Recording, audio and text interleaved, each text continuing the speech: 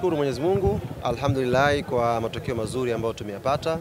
Tupo nyakati za kumalizia msimu, kwa hiyo kitu muhimu hapa ni pointi 3 ambazo tumezipata siku ya leo. Tupongeze sana wachezaji wetu, wamepambana pa kutosha.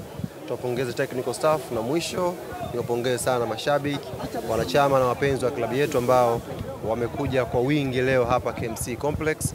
Wamekuja wakiwa wamependeza na mashati yao na wameishangilia timu yao, tumepata matokeo mazuri. Kuhusu Coastal Union, mimi kama mtu ambaye nafahamu mpira, naelewa nini ambacho Coast watakuwa wanazungumza saa hizi baada ya concede goli moja. Kwao issue inaweza kuwa sio kupoteza pointi 3.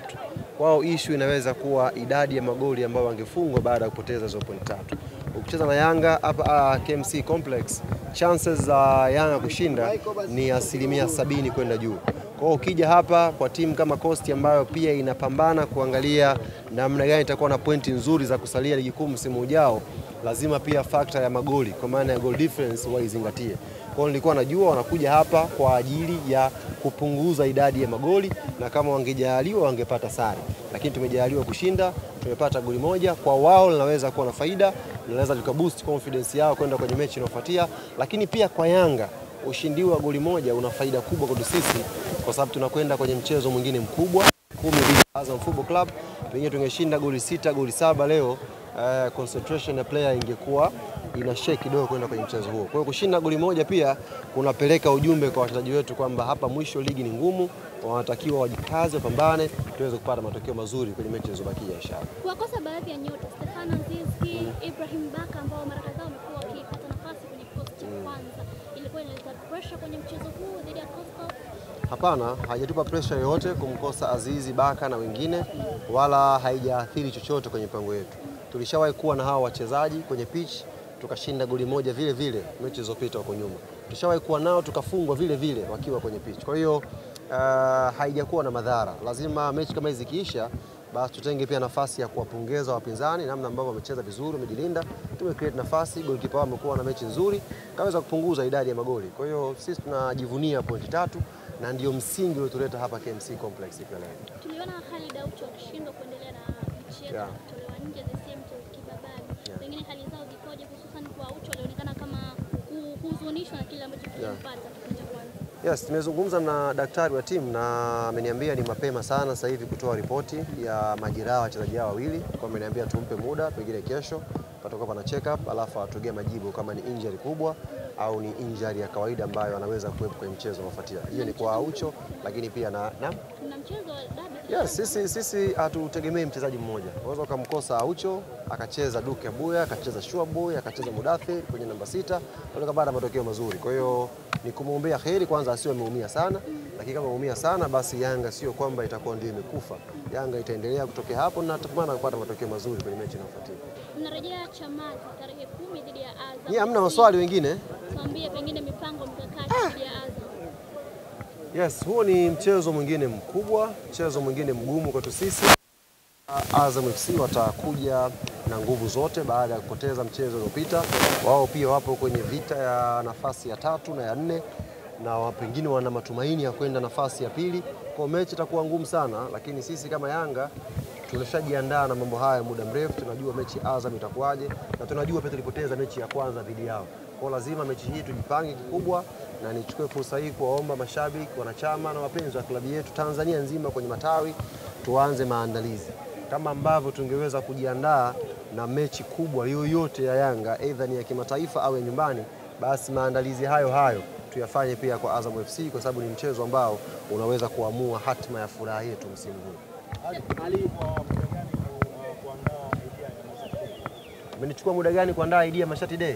Maana umetoka Tabora mara kwenye birthday, Hamna, mimi bwana, ambacho Mwenyezi Mungu amenijalia ni hizo akili za kufikiria haraka. Huu mchezo ulivyoonekana unaonekana kama karatasi kama ni mchezo ambao Yanga anaweza kwenda kushinda tu kirahisi. Sasa inahitaji sauti nyingine kuwaaminisha mashabiki waje kwa wingi uwanjani. Ukiangalia namba za mechi zetu, leo tumepata washabiki wengi zaidi compare na mechi 2 zilizopita hapa nyuma.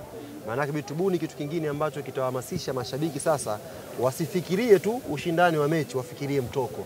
Yaani waje kama leo tumepiga paso, tumependeza, wamekuja kuenjoy. alafu sisi tupate watu wengi na lengo la wao kuja kwa wingi hapa kwa maana ya mapato, lakini pia kuishangilia timu iweze kutimia. Kwa hiyo alikuwa wazo la kufikiria sana. Bahati mbaya ni kwamba wazo hili limefikiwa muda mfupi, limekuwa kubwa na limeweza kuzima pia kiki nyingine zote zilizokuwa zinaendelea mjini. Mashati Day limezima kiki zote zilizokuwa zinaendelea mjini. Nafikiri nyinyi ni waandishi ni mashahidi. Paka sasa hivi nafikiri kuna mchezo unachezwa siku Jumatano ngapi? Jumatano, yes. Paka leo tiketi za VIP hazijaisha. Sio kawaida. Sio kawaida. Kwa hiyo niwaambie, na hii ni mara ya mwisho nawapa ombi. Kisima cha ubunifu nipo hapa. Siku moja tu. Unajua Watanzania haya mambo ya kupita mtaani ukimbia wanayazoea. Wakishayazoea wanakuacha. Unaelewa? Kwa lazima uwe unakuja na flavor tofauti. Leo unafanya hiki, kesho unafanya hiki. Na masaa 24 yani kutoka leo mpaka kesho. Watume mwaliko niwasaidie. Niwasaidie tu kuhamasisha watu wao. Unajua kuna flavor wanazikosa. Mimi ninatumia DM nyingi huko.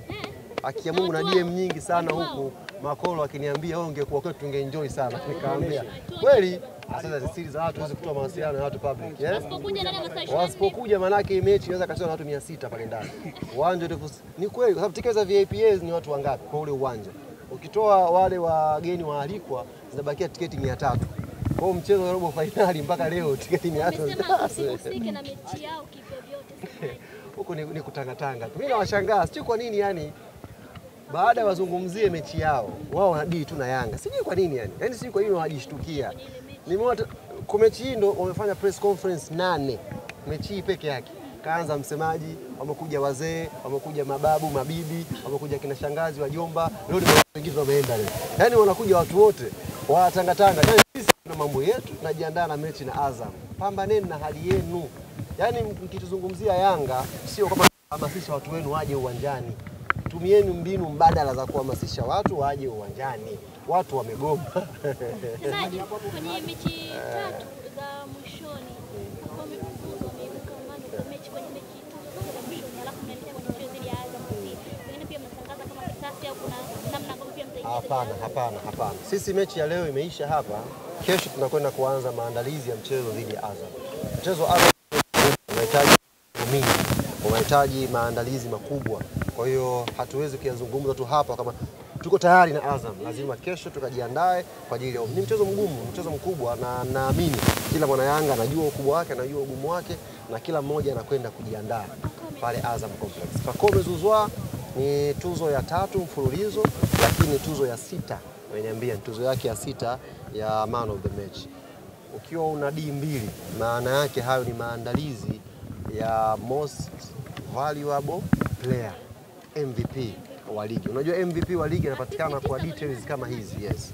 Assist hizo ngapi? 9, goli 8, tuzo 6. Hizo ni detail ndogo ndogo. Sio kwamba naipangia kamati, lakini ni detail ndogo ndogo ambazo mimi nikia kuchagua most valuable player haihusishi tu magoli. Kwamba huyu ndio top scorer, hapana. Ndio maana tuzo mchezaji bora. Yaani mchezaji bora ni mchezaji ambaye mnaweza kwenda Kenya mkampeleka kwamba huyu ndio kioo cha wachezaji Tanzania. Sasa Pacome atoshi? Niulize nyinyi, mkienda Malawi na Pacome mkasema ligi kuu ya NBC, huyu ndio kioo chake, hatoshi? Sasa ukimpeleka kule Kitale, si unakimbizwa? Bwana asanteni sana ndugu zangu. Sasa kabla hujamalizia, kuna watu wanaalimisha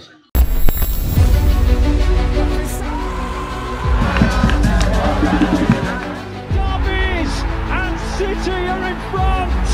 Kevin De Bruyne.